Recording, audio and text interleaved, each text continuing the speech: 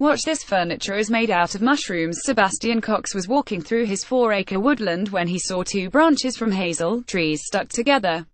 When I pried them apart, I realized that what was keeping them together was fungus, he said. Fast forward 18 months and Cox is holding a fully formed, fungus-made lamp and stool in his workshop in southeast London. A furniture maker by profession, Cox has focused on making wooden goods with minimized environmental impact, including as small of a carbon footprint as possible.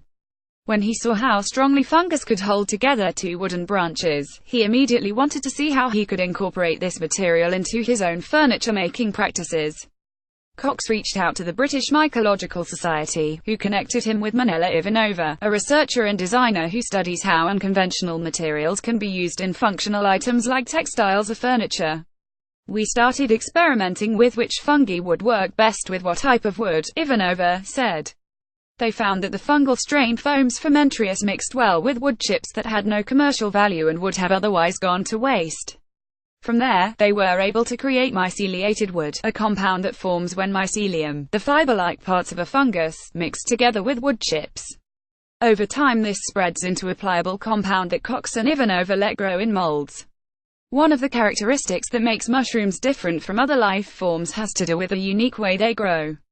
Unlike plants, the cell walls of mushrooms are lined with a fibrous substance called chitin, which makes them strong and flexible. Fungi can also grow incredibly fast. Only a small chunk of myceliated wood is needed to mold into a large lamp in a short time. After 2 weeks, the compound has completely taken shape, and once the cast has been dehydrated, it's ready for use. Ivanova said low production costs and minimal labor the furniture literally grows itself mean it's possible for the company to eventually scale up. They just need to warm consumers to the idea of having a fungus inside the home. It smells a bit like sweet tea, said Cox. He added that it might not be more bizarre than having something made from leather or beeswax, once people get used to the idea.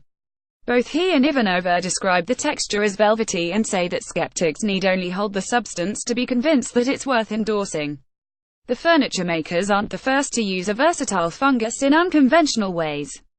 Paul Stamets, a mycologist who gave a TED Talk about fungus in 2012, touts many medicinal and environmental benefits of the fast-growing life forms, from textiles to packaging to building materials.